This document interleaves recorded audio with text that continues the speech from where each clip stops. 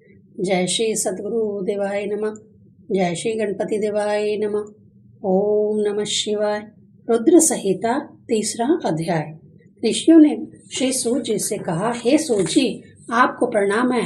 आपने नारद जी की तपस्या की तथा उनके कामदेव को जीतने की बड़ी अद्भुत कथा सुनाई है। कृपा करके अब इसके आगे का हाल कहिए। श्री नारद जी के जाने के पश्चात भगवान श्री विष्णु जी ने क्या किया? नारद जी भगवान श्री विष्णु जी से विदा होकर कहाँ गए? यह सारी कथा विस्तार पूर्वक हमें सुनाइए। ऋषियों की बात सुनकर भगवान सदाशिव का स्मरण करके श्री सूर्य जी बोले, हे ब्राह्मणों, भगवान श्री विष्णु ने निर्णय कर लिया कि उन्होंने नारद जी का अहंकार दूर करना है। अतः श्री नारद जी के जाने के बाद अपनी प्रबल माया रचाई। उन्होंने देव ऋषि नारद के मार्ग में एक विशाल नगरी की रचना की। वहाँ के राजा का नाम शीलनिधि था। महाराज शीलनिधि की एक कन्या थी जो कि अत्यंत रूपवान तथा गुणवान थी। उस दिन उसका स्वयंवर था। उस कन्या को प्राप्त करने के लिए दूर दूर से राजकुमार सुंदर वेशभूषा में तथा सुसज्जित होकर आ चुके थे। नगर में बड़ी चहल पहल थी और नगर को भली प्रकार सजाया गया था। यह देखकर श्री नारद जी राजभवन की ओर जा निकले। नारद जी को देखकर राजा शीलनिधि ने उनको प्रणाम किया और अपनी कन्या को बुलाकर उनसे भी उसने चरणों में प्रणाम करवाया। पश्चात विनम्र वचनों से उनका सत्कार करते हुए उनसे उस कन्या का भविष्य पूछा। प्रभु, इसको कैसा वर प्राप्त होगा? राजा के इस प्रकार पूछने पर काम से पीड़ित और राजकुमारी से विवाह के इच्छुक श्री नारद जी ने राजा शीलनिधि से कहा, राजन, आपकी कन्या सौभाग्यवती है। इसका पति विष्णु जैसा ही सर्वगुण संपन्न होगा। इस प्रकार उस कन्या को आशीर्वाद देकर श्री नारद जी वहां से चल दिए। हे मुनियों, श्री नारद जी की स्थिति बड़ी विचित्र हो गई।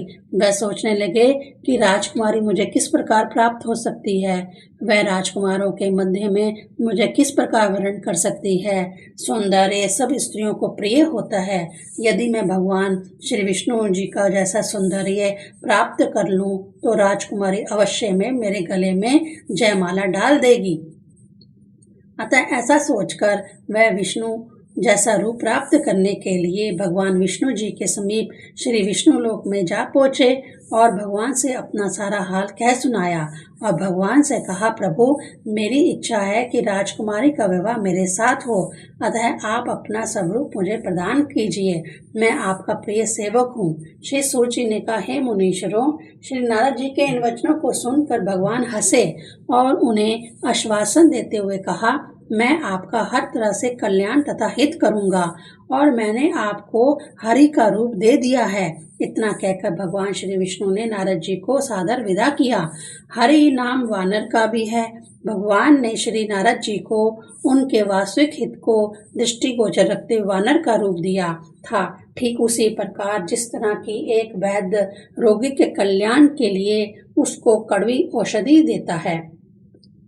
नारद जी भगवान की इस बात को समझ ना सके। वह अपने आप को अत्यंत रूपवान समझते हुए जल्दी जल्दी राजभवन में पहुंचे और राजकुमारों के बीच बैठ गए। भगवान ने उनका वानर रूप देखकर ऐसा प्रबंध कर रखा था कि श्री नारद जी का वानर रूप केवल राजकुमारी ही देख सके। सब उनको ऋषि स्वरूप में ही देख रहे थे।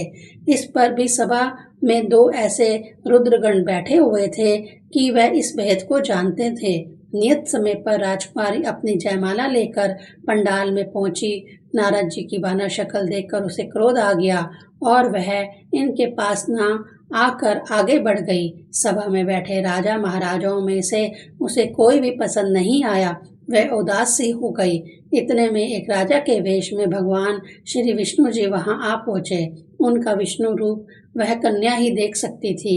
उसने झट आगे बढ़कर जयमाला भगवान श्री विष्णु जी के गले में डाल दी।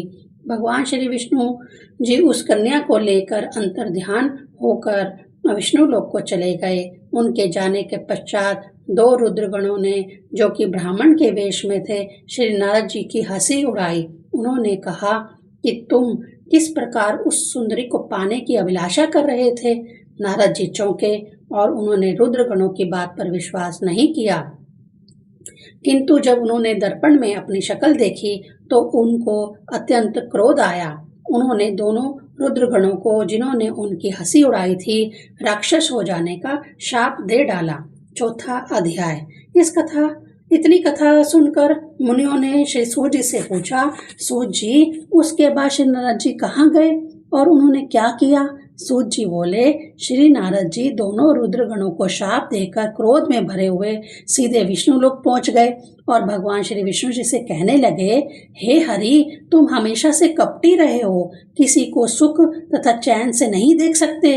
सुन लो, जिस प्रकार तुमने मुझे स्त्री क्लेश से दुखी किया है और स्वयं राजा का रूप धारण करके मेरे साथ कपट किया है, देखो ऐसे ही मनुष्यों में राजा बनोगे और दुख क्लेशों से पीड़ित रहोगे। तुमने मेरी शक्ल बानरों जैसी बनाई है, इसलिए बानर ही तुम्हारी सहायता करेंगे। इसके अतिरिक्त तुम स्त्री वियोग में अत्यंत दुखी रहोगे और इस अवस्था में तुम मनुष्य जैसी दशा को प्राप्त होगे। बस इस प्रकार नारद जी ने भगवान श्री विष्णु जी को शाप दे डाला और उन्होंने भगवान सदाशिव की आज्ञा समझकर नारद जी के शाप को स्वीकार कर लिया। और इसके बाद यह हुआ कि लीला नायक भगवान सदाशिव ने अपनी माया नारद के ऊपर से हटा ली। अब नारद जी ने देखा कि वह कन्या अदृश्य हो गई है, भगवान का रूप भी पहले जैसा हो गया है, नारद जी भी अपने वास्तविक रूप में आ गए हैं। उनका ज्ञान जो कि माया के कारण लुप्त हो गया था, पुनः जागृत हो गया। अब वह शाप के संबंध में सोचकर पश्चाताप करने लगे कि मैंने शिव माया से मोहित होकर बहुत बड़ा अपराध कर डाला। अहो, मैं अब घोर नरक में पड़ूंगा। प्रभु, अब आप ऐसा उपाय कीजिए जिससे कि मेरे पाप नष्ट हो जाएं और मैं नरक में ना डाला जाऊं। इतना कहकर श्री नारद जी भगवान विष्णु भगवान जी के चरणों में गिर पड़े।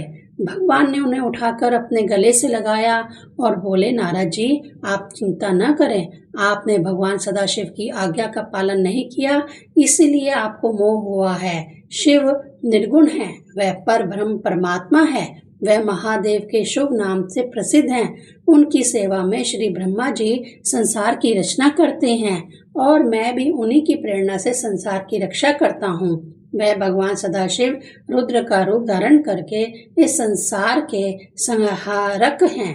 फिर वही शिव के रूप में माया से पृथक होकर निर्गुण हो जाते हैं। हे नारद जी, मैं अधिक क्या कहूँ, वह स्वेच्छाचारी भक्तों की रक्षा करने वाले और सम्यक लीला नायक हैं।